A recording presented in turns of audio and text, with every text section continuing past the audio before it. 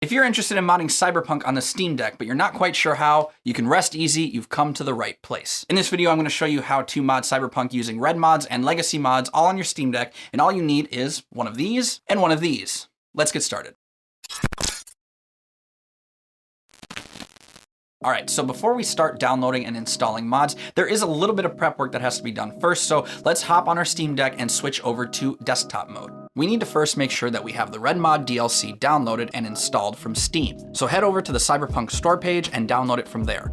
Once the DLC is downloaded, it should automatically install. But just to make sure it's installed properly, you can go to Properties and DLC, and then just make sure that that little box is checked. Next, while still in Steam, let's go to the Cyberpunk local files and click Browse. Click on the folder that says R6, and then inside of the cache folder, if you don't see it, add a new folder and name it Modded. There is one other thing you're going to need to do to use REDmod files, but we'll get to that later. For now, just leave this window open because we're going to need it in a second. Now, we could technically start downloading and installing mods right now, but there is one mod in particular that I think is worth setting up before we do anything else, and that mod is CyberEngine Tweaks. This is basically one of those mods that is required for a lot of other mods to work, and I couldn't necessarily find a solid tutorial online for getting this to work with the Steam Deck, so we're including it here. Head over to nexusmods.com and search CyberEngine Tweaks. Once you're on the mod page, go ahead and click on the Files tab and hit Manual Download. Assuming you have a free account, hit Slow Download. Once it's downloaded, open the zip file and you'll see how the mod is laid out inside of the bin folder. Drag the bin folder into the Cyberpunk 2077 folder. If done properly, you should now see the mod's file contents in the appropriate locations. Okay, so this next part is very important in order to get the mod to work on the Steam Deck.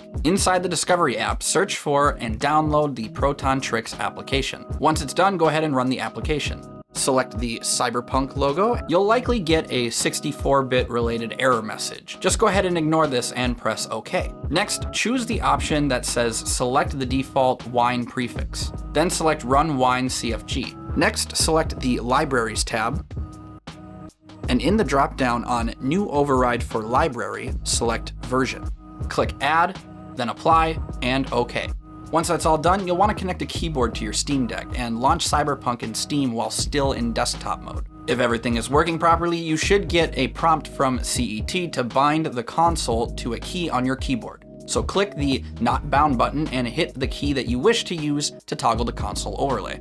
Personally, I use the tilde key. If you want to change it, you can always go into the Bindings tab and reconfigure it later. But yeah, once you've set the initial key, you can go ahead and close the game. All right, now with that out of the way, we can start looking into installing some mods. I've chosen 3 popular mods that you can get on nexusmods.com, and I'm gonna show you how to install those on the Steam Deck and hopefully get you more comfortable with the process and have you more comfortable with modding on your own. So first, I'm gonna download the JB third person mod. I'll leave links in the description for all the mods if you need them. Real quick, notice how there are requirements in the drop-down menu here, and it has the CyberEngine Tweak mod that we previously set up. When installing mods, always be sure to check the requirements to make sure that you have everything you need for each mod. Now, just like the CET mod, we'll click on Manual Download and Slow Download. Once that's done, you can open the zip file, and again, you'll see how this mod's contents are in a bin folder, so we'll just go ahead and drag this into our Cyberpunk base folder like we've done before.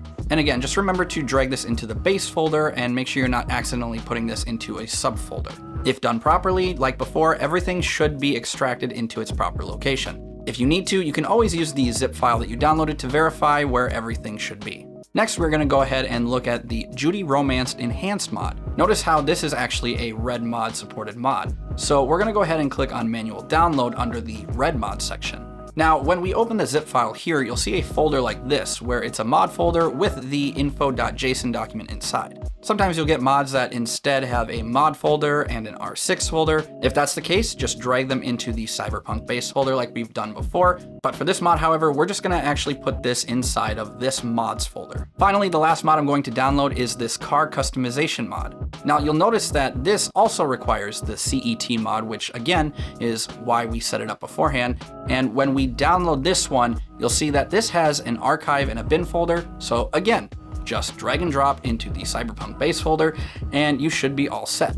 Okay, so remember that last thing I mentioned that we need to do in order to get REDmods to work? Well, when opening the Red launcher, once you have REDmods installed, you'll notice this gear icon. Just go ahead and click on it and flip the enable switch to on. If you're only installing legacy mods, you're not going to see this gear pop up. This is specifically for REDmod. Once you've toggled the switch, you are now ready to play. And yeah, now hopefully you have all your mods up and running, and you should feel comfortable enough now to start modding on your own.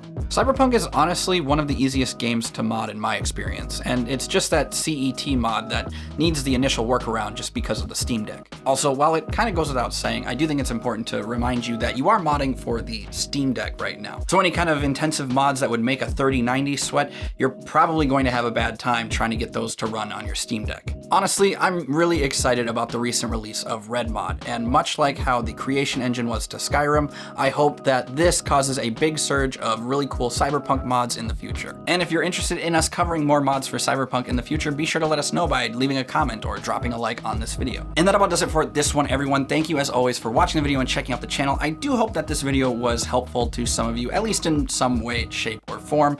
I am not an expert on the subject by any means, but if you do have a question about something that wasn't really covered in the video, feel free to drop a comment down below and I'll try to answer what I can. And yeah, that's enough rambling out of me. Thank you again so much for watching. My name is Blake, and for all things tech, games, to really anything nerdy in between, be sure and subscribe to Digital Cynics. Have a good one, everyone.